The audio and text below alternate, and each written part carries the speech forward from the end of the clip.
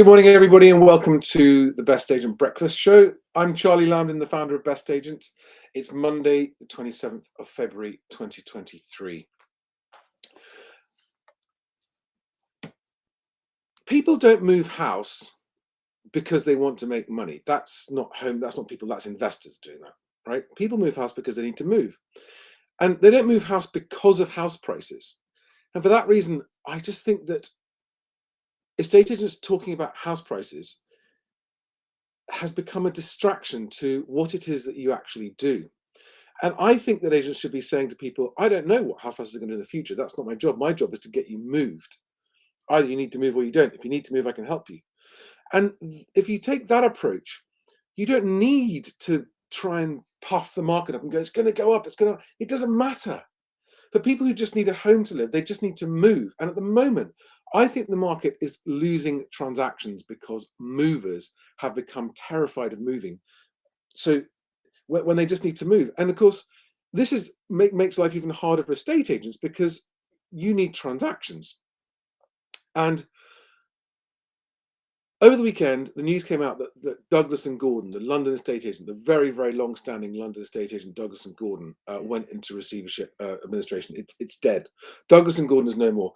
And that's really, really sad because Douglas and Gordon was, apart from a long-standing client of mine in the early 2000s, was probably my favorite London estate agency brand in terms of the larger businesses. It was one of the brands that did a good job of keeping Foxtons honest, or trying to keep Foxtons honest. And Douglas and Gordon cared about its people, and it had integrity, and it was a privately owned company, family-owned company, with 10, 12, 14 branches in London. And it treated its staff like family, and it was really good to its customers, and it was highly professional and knew its patch. And it got the balance right. People trusted Douglas and Gordon. I'm just going to put this up on the screen.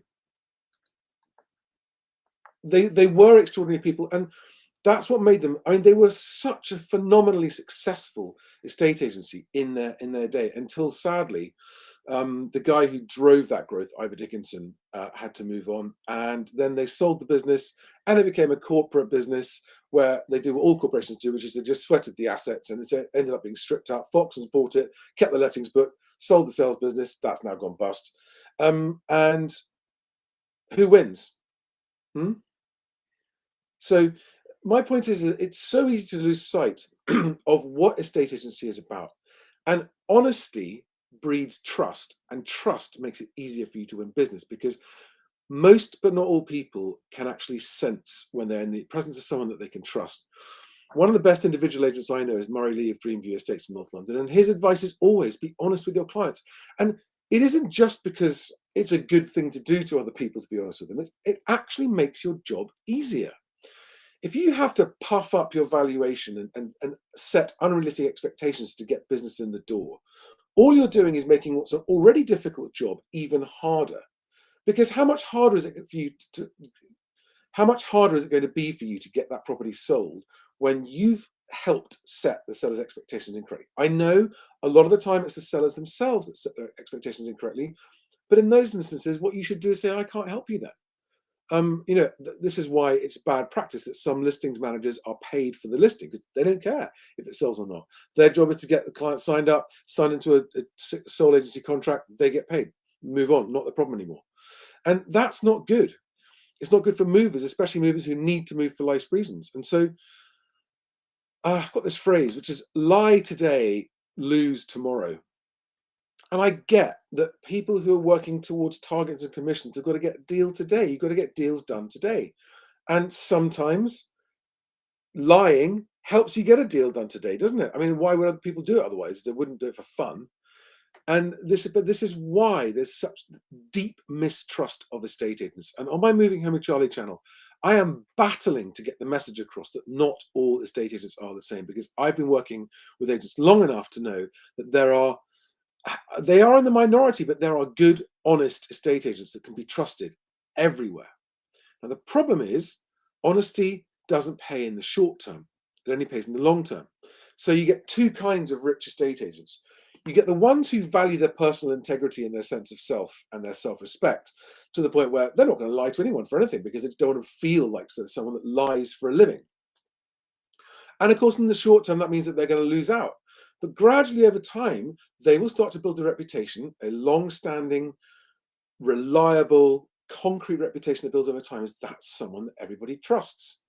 And that's when the business starts to come to you because you're the person that's got the reputation as being the trustworthy estate agent. Now, I'm not. I use the phrase lying, and I know that in the market today, there's a lot of. Phil Spencer put out a video yesterday about his article on the market based on property market information, and it's just it's not lies. There's no lies in there, but it's not the truth either. It's exactly what I call guff. They've taken some numbers and they've interpreted them in a certain way to go, hey, it's all going to be okay. And when actually almost any estate agent knows that that's not the truth right now, and that it's very difficult, and that it's hard. And if you tell movers right now, it's the hardest it's been to get deals over the line than it has been at any time for 15 years. Well, imagine a seller hearing that. You're going to go, wow, is it? Well, okay, that's good to know. I need to know that. And I now trust you a bit more for being honest and not saying, yeah, it's going to be fine. Just don't say that to people. It's going to be fine. Don't say it. It's what they want to hear, which is why it might work. But if it's not true, you're not going to make any money because you can't sell their property because they've now got unrealistic expectations, which means the chain's going to fall apart.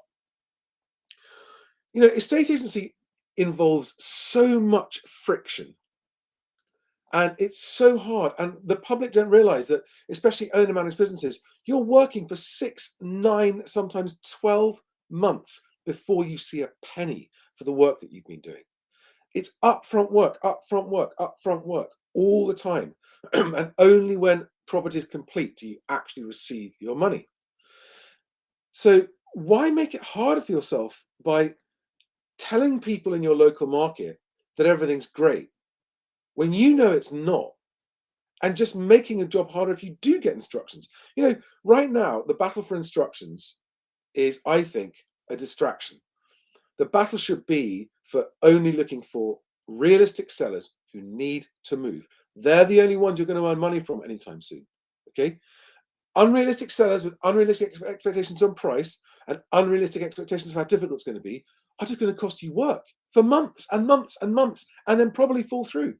There was that story recently on Property Industry Eye about how the number of vendors changing agents doubled this year in January this year.